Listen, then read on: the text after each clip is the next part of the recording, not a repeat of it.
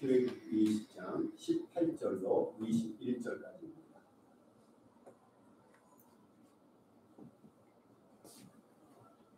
짧으니까 다 같이 합독하시겠습니다. 북백성이 우레와 번개와 나팔 소리와 산의 연기를 본지라. 그들이 볼 때 떨며 머리에 서서 모세에게 이르되 당신이 우리에게 말씀하소서 우리가 들으리이다. 하나님이 우리에게 말씀하시지 말리하소서 우리가 죽을까 하니라. 모세가 백성에게 이르되 두려워하지 말라. 하나님이 임하심은 너희를 시험하고 너희를 경외하여 범죄하지 않게 하려 하시니라. 백성은 멀리 서 있고 모세는 하나님이 계신 진강으로 가까이 가니라. 아멘.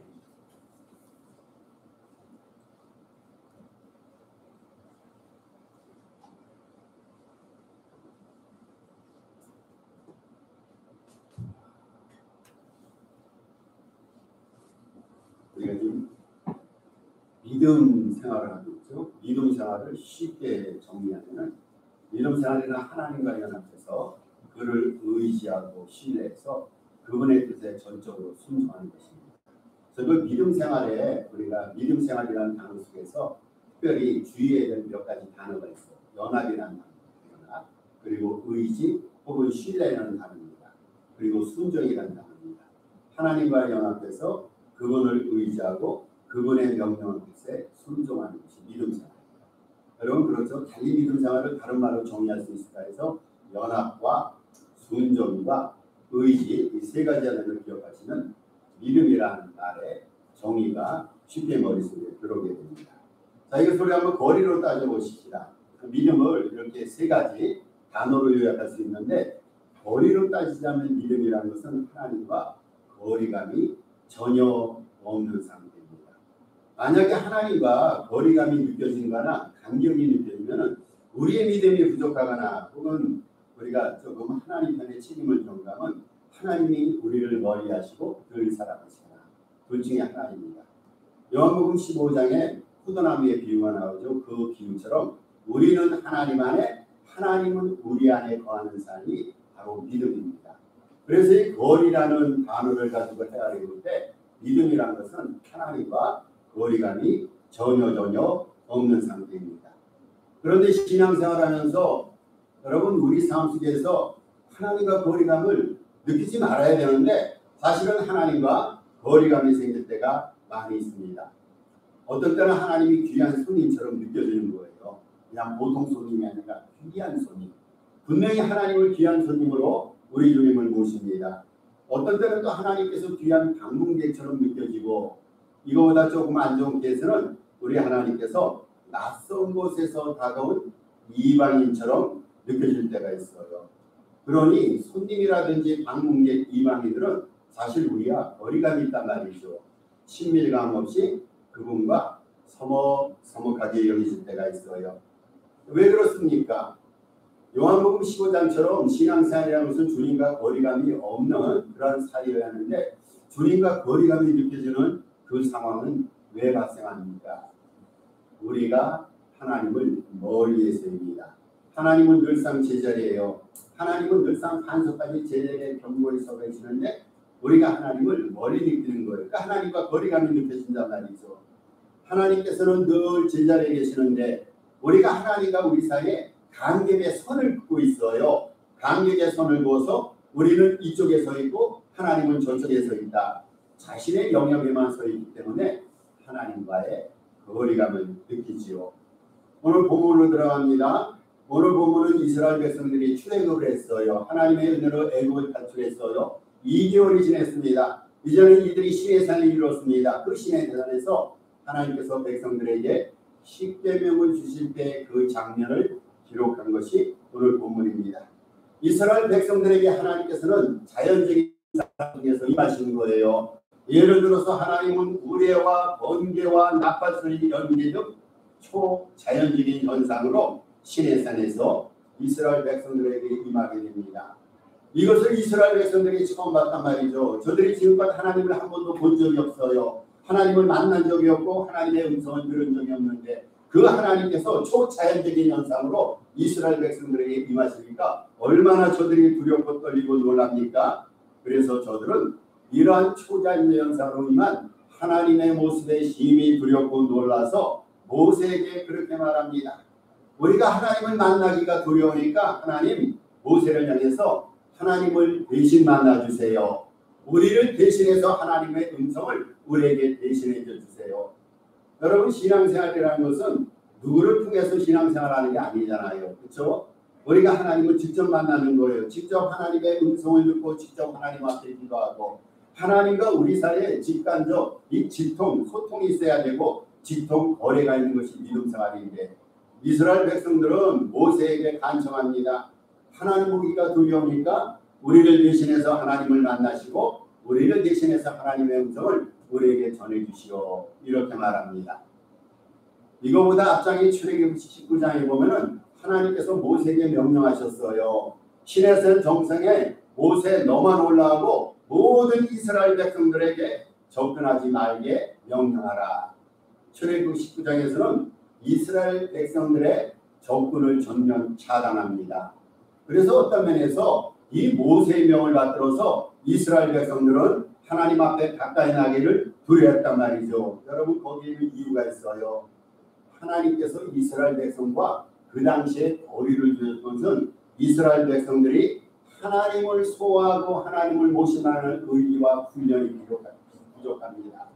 이스라엘 백성들은요, 하나님에 대한 이해력이 부족합니다. 즉 이스라엘 백성들의 믿음과 지혜와 능력의 한계를 주님은 아시고 오직 모세를 중보자로 삼아서 말씀하시고 저들을 향해서 역사하시고 저들을 향해서 당신의 모습을 보여주셨단 말이죠. 그 당시 이스라엘 백성들은 믿음이 부족했어요. 그 당시 이스라엘 백성들은 하나님에 대한 지식도 부족했고 하나님에 대해서 알려준다 할지라도 그거를 소화할 수 있는 이해와 지혜, 능력이 부족했습니다. 그런데 성령 시대를 살아가는 우리들은 다르단 말이죠. 이스라엘 백성 시대나 우리 시대가 다 같은 게 아니에요. 그 당시에는 그럴 만한 이유가 있어서 이스라엘 백성들은 직접 하나님 앞에 나가지 않고 모세를 통해서 모세를 중보자로 하나님 앞에 나갔어요. 그런데 성령 시대를 살아가는 우리들은요, 경우가 다르단 말이죠. 여러분, 우리는 예수 그리스도의 보혈로 은혜를 받았어요. 우리가 주님을 섬길 때 예수님의 칼보리 흘리신 그 피가 우리의 죄를 용서해 주시고 우리는 성령의 은혜로 하나님의 자녀가 됐습니다. 여러분, 성령께서 늘 우리 안에 내주하십니다. 예수님께서는 육신적으로는 하늘나라에 계십니다. 대신 예수님께서는 당신의 있는 성령을 우리 안에 거주하게 하셨어요. 그래서 우리는 성령을 가지셔서 내주하시는 하나님이라 말합니다. 성령은 늘상 우리 안에 거하십니다. 성령은 우리 안에 거하셔서 하나님을 아버지로 고백하는 거예요. 우리가 어떻게 하나님을 아버지라고 부릅니까? 그렇게 고백하시는 분이 우리 안에 계시는 성령님이에요. 성령님은요, 우리를 하나님을 아버지라 부르면서 하나님의 자녀임을 고백하게 하시고 또 예수 그리스도를 구세주로 고백하게 하십니다. 성령님께서는 예수님의 말씀과 사역을 생각나게 하시고 기억하게 하셔서 우리의 영적 생활을 도우시는 거예요. 여러분, 한번 생각해 보세요. 예수님은 2000년 전의 사람입니다. 예수님은 우리와 문화가 다른 유대인입니다. 습관과 문화와 시대가 달랐던 분이에요. 우리가 한 번도 예수님을 만나지 않았는데 어떻게 2000년 전에 하신 예수님의 말씀을 우리가 기억하고 생각할 수 있을까요? 바로 성령님의 역사예요. 성령님께서는 시대와 시간과 문화를 초월해서 2000년 전에 예수님을 우리 마음속에서 우리 삶 속에서 재현시키는 거예요. 그게 성령님의 역할입니다. 한 번도 만나본 적이 없는데 2000년 전에 예수님께서 그 당시에 하셨던 말씀을 우리 안에서 예수님께서는 기억나게 하시고 생각나게 하시고 그래서 우리의 믿음 생활을 도우시고 영적 생활을 도우시는 성령님이란 말이죠. 그래서 우리는요, 주님과 멀어질 수가 없어요. 왜냐하면 성령님이 우리 안에 계셔서 믿음 생활을 인도하시는데 어떻게 우리가 주님과 멀어질 수 있을까요? 우리는 주님과 결코 거리감을 느낄 수가 없어요. 상식적, 이론적으로 그려야 합니다. 성령님이 내 안에 계시는데 예수님의 영의 성령님께서 나의 삶 속에 계셔서 믿음과 영적 생활을 인도하시는데 어떻게 우리가 주님과 멀어질 수 있을까요? 그런데요, 실제상으로는 우리는 주님과 거리감을 느낄 때가 더하만이 있습니다. 때로는 우리는 주님께 다가가기를 또 어려합니다. 그리고 주님 앞에 나오긴 나오는데 주님의 말씀을 듣기를 즐겨하지 않을 때가 있어요. 여러분, 어떤 때는 우리가 주님 앞에 예배드리기 위해서 주일날 다 주님 앞에 나온단 말이죠. 그런데 나와서도요, 저 멀리 관람석에 앉아서 예배를 구경할 때만 있어요. 실제 우리가 예배에 참여해서 함께 말씀으로 은혜 받고 기도하고 찬양으로 하나님 앞에 영광 돌려야 되는데, 하나님은 저 무대 위에 계시는데 우리는 무대 밖에 저 먼 관람석에서 예배를 관람할 때가 종종 있습니다. 실제상으로는 주님과 거리감을 느낄 때가 있어요. 그래서는 안 됩니다. 또 그럴 수도 없어요. 왜냐하면 성령이 우리 안에 계셔서 예수님을 생각나게 하시고 기억나게 하시고 예수님과의 관계를 밀접하게 연결시키는데, 그럼에도 불구하고 우리의 실생활 속에서는 주님의 음성 듣기를 거룩하게 느끼고 즐겨하지 않을 때도 있습니다. 유행가 가사 있잖아요. 유행가 가사 가운데 가까이 하기에는 뭘 보면 당신이라는 그러한 가사가 있습니다. 때로는 우리 하나님이 그렇게 느껴질 때가 있어요. 오늘 이 시간 우리가 하나님 앞에 다짐해야 됩니다. 여러분, 이 시간 우리 하나님 앞에 우리 믿음의 결단과 다짐을 새롭게 해야 됩니다. 은행에 보면요, 세크릿 박스라고 해서 우리 집안에 귀한 보석이 있어요. 그 보석을 집안에 두면은 참 관리하기가 곤란한 때가 있어요. 그래서 그것을 은행의 세크릿 박스에 그것을 보관한단 말이죠. 그리고 가끔 가다가 나의 그 진귀한 보석이 은행에 잘 보관되어 있느냐 우리 가서 살피곤 합니다.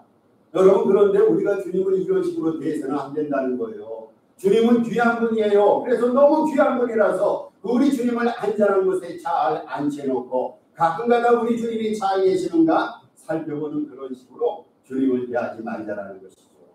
우리 주님을 신령 속에 모시고 일상사 봉사를 주님과 함께 논하면서 미주와 모주와 주님께 다 아리면서 주님과 더할 것 없이 친밀하게 지내겠다. 이러한 결단과 고백이 이 아침 예배 시간에 있기를 바랍니다. 하나님과 거리감을 유지하지 말자라는 거예요. 그러면 여러분 손해입니다. 기왕에 있을 예수님이 아닙니까? 우리가 어쩔 수 없이 주일날 와서 예배를 드려야 됩니다. 우리는 주님을 배신하기가 쉽지가 않아요. 어떤 사람은 예수님을 믿는 것이 힘들다고 했는데, 예, 맞습니다. 주님 믿는 거 힘듭니다. 그런데요, 주님을 배신하는 거 더 힘들어요. 어떤 사람이 마음 작정하고 교회 안 나왔는데 자꾸만 주님이 생각나요. 예배가 생각납니다. 여러분, 주님께서 우리를 한번 붙드시면요 끝까지 놓지 않습니다. 그래서 기왕의 신앙생활하고 주님과 거리감을 느끼지 말고 늘상 주님과 가까이 신앙생활하면서 주님 앞에 영광과 존경을 돌리면 얼마나 주님도 기뻐하시고 우리의 믿음에도 성장이 있겠습니까? 주님과의 거리감을 유지하는 이유가 뭘까요? 이론상 논리상으로는 주님과 가까이 삶을 누려야 될 텐데 주님과 거리감을 유지하는 세 가지 이유를 설명을 드립니다. 그 이유를 오늘 우리가 그것을 배격해야 됩니다. 자, 첫 번째 이유가 있어요. 하나님과의 거리감을 유지하는 첫 번째 이유는 적당주의 때문입니다. 적당주의.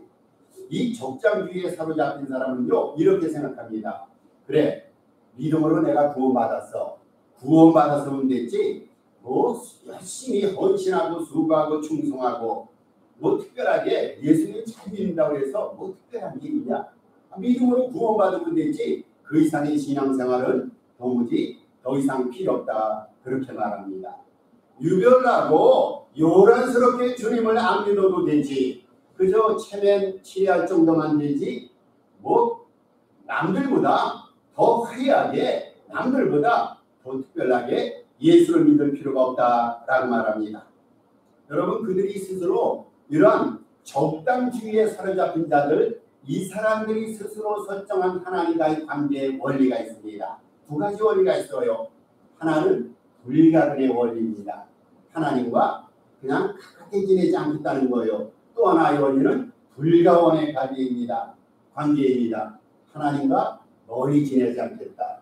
너무 하나님과 멀리 지내지도 않고 너무 하나님과 가까이 지내지도 않고 적당하게 하나님과 거리를 유지하면서 그래도 내가 믿음으로 구원을 받았으니까 구원받은 믿음에 대해서 감사하고 적당히 헌금하고 적당히 헌신하고 이렇게 예수님을 섬기겠다라고 말합니다. 여러분 오늘 우리에게 영적인 문제가 있어요. 그 문제는 믿음이 전혀 없어서가 아닙니다. 다시 말씀드립니다. 여러분 우리 가운데 영적인 고통, 영적으로 투쟁할 때가 있어요. 영적인 갈등 때문에 힘들어할 때가 있어요. 그때 영적으로 갈등할 때 믿음이 전혀 없어서입니까? 아니에요. 믿음이 없으면요 영적인 문제가 있을 수가 없어요. 신앙의 문제는요 영적으로 믿음이 전혀 없어서가 아닙니다. 적당한 믿음이어서 문제입니다. 대충 섬기니까 좋은 것 같은데 이게 믿음의 문제를 야기시킨단 말이죠. 오늘날 시험 받는 사람은 믿음이 없어 시험 받는 게 아니라 대충 적당히 믿음이기 때문에 시험을 받습니다. 이들이 생각하는 믿음이 있어요. 구원받게만 꼭 알맞는 믿음. 그래 구원받게만 적당한 믿음만 있으면 되지 라고 하면서 구원받기에 필요한 그 정도의 믿음만 많고 신앙생활합니다. 이것이 오늘날 우리 신앙인들에게 야기된 믿음의 문제란 말이죠. 여러분 많은 사람들이 세상 일에는 열심을 냅니다. 저도 열심 내고 여러분들도 열심 냅니다. 우리에게 주어진 세상 일에 열심 내는 거 얼마나 중요합니까? 당연히 그래야 됩니다. 그러나 세상 일에 열심 내는 것처럼 과연 우리가 주의 사역, 주님의 일에도 열심을 내냐 그 말이에요. 어느 엄마가 아이가 유년주일학교, 아이가 유치부에서 뭔가 프로그램을 맡았어요. 한낮없이 훈련을 시킵니다. 학교에서 학예를 하는데 자녀가 어떤 순서를 맡았어요. 쫓아다니면서 자녀가 잘하기를 바라면서 얼마나 열성을 부르는지 말입니다. 여러분 자녀를 그렇게 훈련시키는 것 이상으로 우리가 주님을 향해서 열성과 믿음의 열정을 갖고 있던가요? 열성을 다해야 되는데 세상 일에는 열심을 다하는데 물론 그래야 됩니다. 그렇다면 주의 사역 교회에도 최선을 다해야 됩니다. 믿음 생활은요 대충 대충할 것이 아니란 말이죠. 정말입니다. 여러분 적당주의를 가지고 믿음의 성숙한 신앙인의 역사를 이루어갈 수가 없어요. 우리 주님께서 예수님께서 하나님 일에 참 최선을 다하셨어요. 그래서 성서학자들은요 예수님께서 하나님의 일에 대해서 열심을 내셨을 때 그 열심을 특심이라고 말합니다. 특심. 열심 가운데서 특별히 열심 내서 특심이라 말합니다. 사도 바울이 로마 교인들에게 12장 11절에서 부지런하여 게으르지 말고 열심을 품고 주를 섬기라 말합니다. 로마 성도들에게 주님을 섬기는 건 중요한데 열심을 품고 주님을 섬기라 말합니다. 요즘에 때가 참 약해요. 정말 악합니다. 우리 주님께서 설정하신 믿음의 기준이 있는데 이 기준에 때가 악하니까 도달하지 못하고 있어요. 성경법에 배치되는 일들이 얼마나 많이 발생합니까? 우리가 미국에 살고 있는데 동성애법이 통과됐어요. 여러분 총기 사건, 이 총기가 사실 이게 하나님의 법이 아니란 말이죠. 그런데 쉽게 무기를 생산하고 무기를 팝니다. 낙태법이 문제없이 그저 성경적인 요구 없이 통과하고 있습니다. 이 세상에서는요 주님의 법에 배치된 일들이 정권에 따라서 정권이 바뀔 때마다 비일비재 일어납니다. 비정상적인 시대예요. 우리가 생각해도 우리가 살고 있는 이 시대는 비상사태입니다. 그러면 이런 시기일수록 우리가 어떻게 해야 됩니까? 정신 바짝 차려서 믿음생활 열심히 하자는 거예요. 여러분 때가 악할수록요 우리는 더 열심히 믿음생활해야 돼요. 이거밖에 우리가 할 수 있는 게 있겠어요? 올바르게 믿고 확실하게 신앙생활해야 됩니다. 시대가 악할수록요 적당히 믿음생활할 것이 아니라 열심히 기도하고 마음 다해 주님 사랑하고 진심을 다해서 말씀을 묵상하고 영혼도 사랑하면서 전도 생활에도 최선을 다해야 됩니다. 교회 생활 우리가 할 거란 말이죠. 제가 알기로는 우리 교인들 제일교회로부터 시작해서 30년 40년 다 한 교회에서 신앙생활 해오면서 여기까지 교회를 지키고 유지해 오셨어요. 교회에 이렇게 신앙생활하고 있다면 앞으로 남은 사람들은 더욱더 열심으로 뜨겁게 교회 생활하고 주님의 일에도 최선 다해야 됩니다. 여러분 이게 참 믿음이에요. 우리가 주님과 가까워지기 위해서는 다른 도리가 없어요. 적당주의를 버리고 열심을 품고 최선을 다해서 충성할 때 주님과 늘 가까워지는 거죠. 두 번째 우리가 배격해야 될 주의가 있어요. 은닉주의입니다. 은닉주의. 여기 보니까 주님과의 거래라고 표현되어 있는데 주님과의 거리입니다. 제목이 주님과의 거리. 두 번째 주님과의 거리를 느끼는 이유는 은닉주의 때문입니다. 유명 인사들 보세요. 특별히 영화 배우들 가운데는 오랫동안 외부에 자신의 모습을 꽁꽁 숨기며 아주 오래간만에 나타내는 사람이 있어요. 왜 그렇습니까? 이것은 자기가 오랫동안 세인들 관중들의 관심 속에서 벗어나서 오랜만에 등장하면은 대중들의 궁금증과 관심을 더 받기 위해서는 일종의 하나의 인기 작전이라고도 볼 수가 있죠. 여러분들 신앙인 중에도요, 이와 비슷하게 은닉주의에 빠진 자들이 있어요. 이 은닉주의에 빠진 자들은요, 주변의 자신을 노출시키지 않아요. 이 은닉주의에 빠진 자들은요, 자기만의 신앙세계에 거합니다. 이 사람 믿어요. 예수 믿는 사람 아니에요. 교회도 분명히 출석하는데 교회 와서 어디 있는지 알 수가 없어. 보이질 않는 거예요. 이 사람이 어떻게 신앙생활하는지 아무도 모릅니다. 자기만 혼자만의 신앙세계에 빠져 삽니다. 이런 은닉주의에 빠져 사는 사람은요, 누구에게도 기도를 부탁하지 않아요. 자기의 신앙 상태에 대해서 물어보지도 않고 요청하지도 않습니다. 심지어는요, 이런 사람들은요, 하나님에게도 자신을 꽁꽁 숨겨둡니다.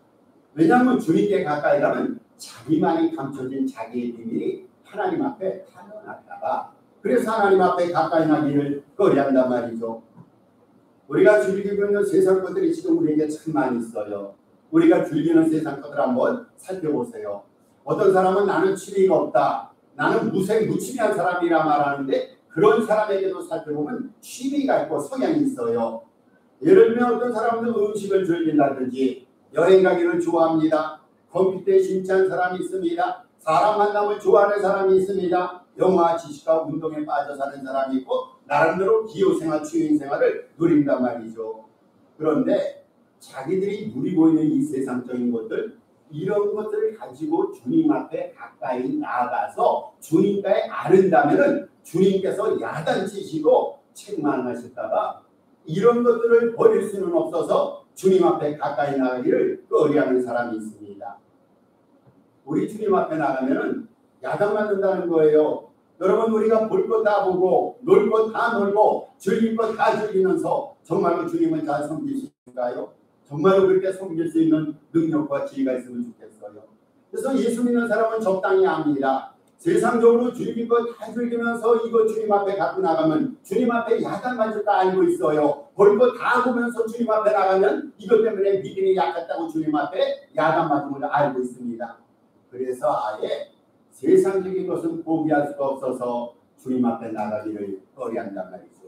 이것이 바로 은닉주의의 이유가 됩니다. 여러분, 하나님 앞에 내가 신앙생활 잘못하는 거, 내가 세상적인 것을 누리면서 요것 까닭이 하나님 앞에 나가서 야단 맞는다고 생각할 때 그 하나님의 책망과 야단 맞는 것을 우리는 달게 하게 됩니다. 하나님 앞에 지적받고요, 책망받는 거, 이게 신앙생활의 어떤 축복이에요. 축복. 만약에 우리가 신앙생활 잘못하고 있는데, 세상적인 것을 누림으로써 믿음생활 잘못하고 있는데 그것을 하나님이 지적해 주셨어요. 그것을 하나님이 책망한단 말입니다. 그것과 달리 시험받아서 교회를 못 나오게 된다면 얼마나 믿음생활에 손해 있냐 그 말이에요. 주님으로부터 지적받고 구집받는 거, 이게 문제가 아니라 그런 것들이 없으니 우리의 믿음을 타락하게 만드는 거예요. 여러분, 우리가 잘못했을 때는요, 야단 맞아야 돼요. 신랄하게 책망받아야 됩니다. 그래서 깨우쳐야 됩니다. 회개해야 됩니다. 고쳐야 됩니다. 새로워야 됩니다.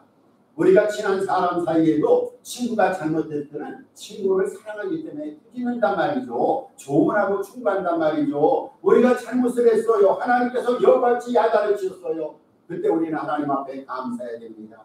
지적받고 회개하고 고치고 수리해야 됩니다.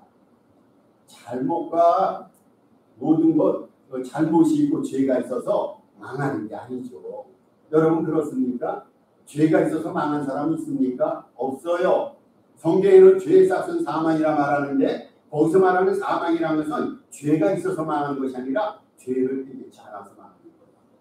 우리가 다 죄를 짓는단 말이죠. 만약에 우리가 죄를 짓는데 하나님께서 죄를 짓을 때마다 우리를 심판하신다면 지금까지 세상에서 남아있었겠어요? 여러분, 제가 어떻게 강대사에서 설교를 합니까? 제가 어떻게 목사 타이틀을 달고 살아갑니까? 만약에 죄가 있어서 그때마다 하나님께서 나를 응징하신다면 나는 이미 진즉 망했을 거예요. 우리는요, 죄가 있어서 망하는 게 아니에요. 회개치 안에서 망합니다. 그래서 성경은 첫째서 우리에게 회개하라 말하는 거예요.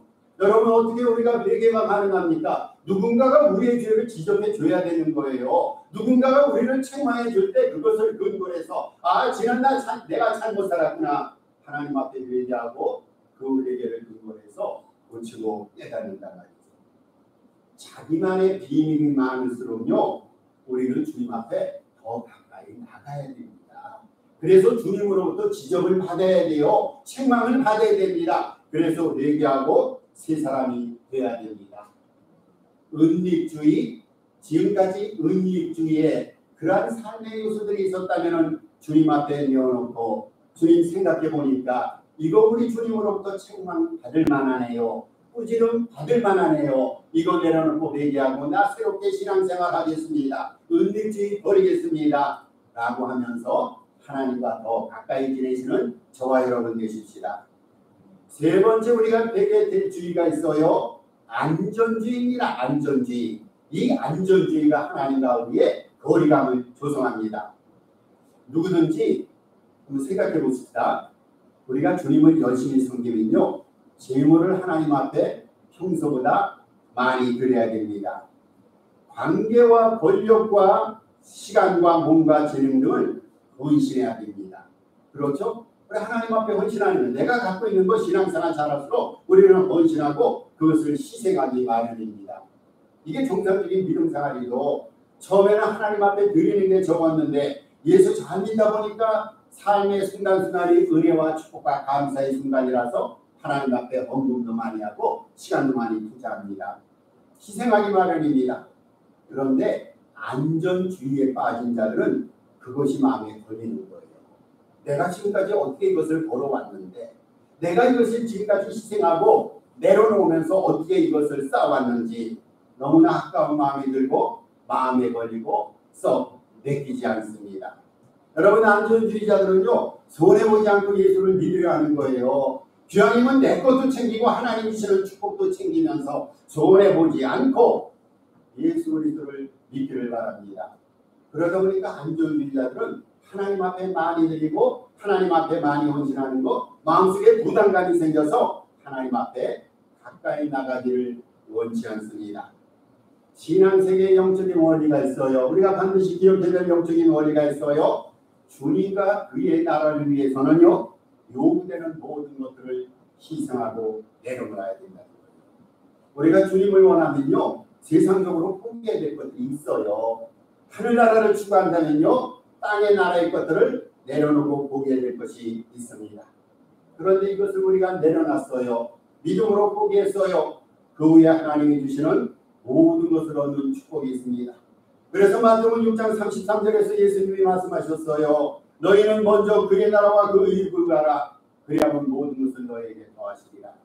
우리가 요구하고 달라고 말하지 않더라도 하나님께서 더해 주신다고 했어요. 조건이 있어요. 먼저 우리가 내려놓는 것입니다. 신앙생활은 안전하게 하는 것이 신앙생활이 아닌 것 같아요. 그렇죠? 안전은요, 하나님이 우리에게 주시는 신앙의 열매입니다. 그런데 우리 편에서는 안전하게 신앙생활할 것이 아니라 신앙생활을 치열하게 해야 됩니다. 때로는 전투적으로 모험적으로 신앙생활해야 돼요. 여러분, 우리가 잘 믿으려면요, 피 흘리기까지입니다. 피 흘리기까지 죄와 불신앙의 요소들에 대항해 싸워야 됩니다. 그래서 히브리서 저자가 이렇게 우리에게 경고하고 있어요. 너희가 죄와 싸우되 아직 피 흘리기까지 싸우지 아니했다고 했어요. 예수님께서 마태복음 10장 34절에서 내가 세상에 평화를 주러 왔다고 생각하지 말라. 평화가 아니라 칼을 주러 왔다고 했어요.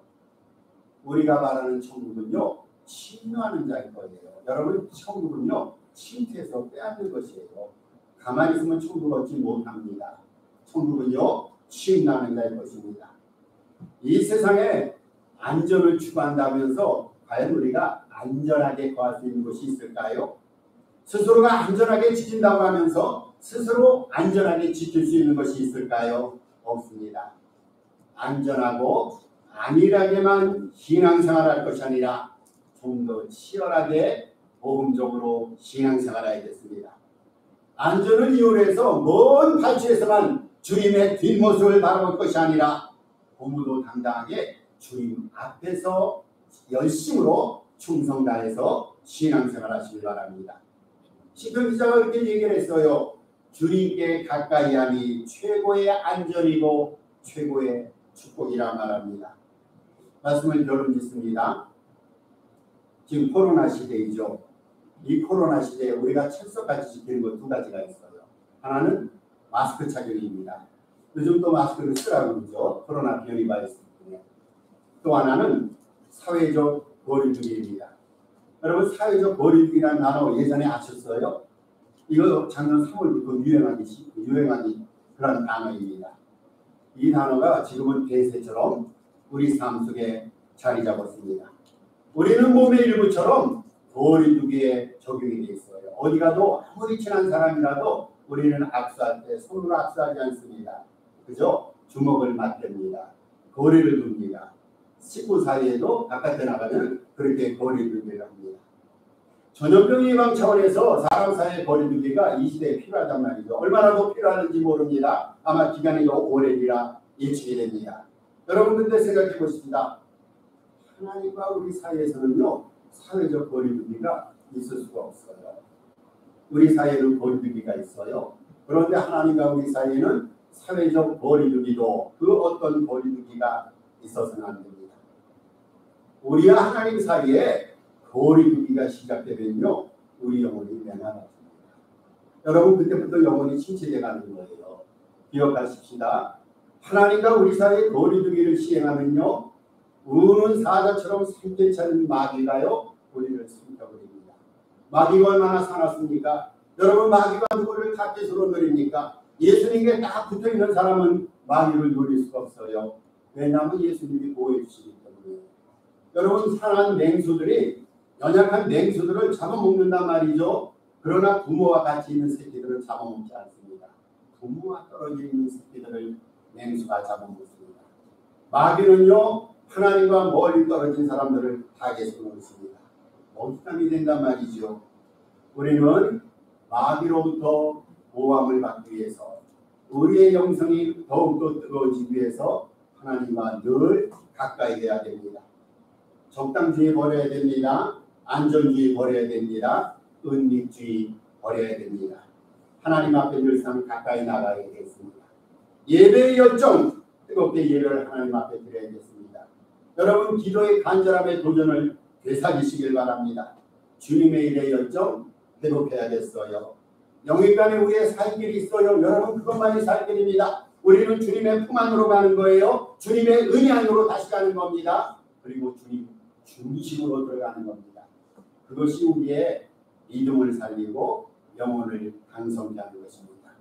주님과의 거리가 늘 가까운 여러분 개인 신령과 가정과 우리 산호세 동산과회가 되기를 주님의 이름으로 축복합니다. 오늘 우리 주신 말씀 생각하면서 합심해서 기도하십시다. 하나님과 가까이 신앙생활을 누리며 하나님의 은혜와 축복을 누구보다 크게 누리게 하옵소서. 2021년도 8월 기도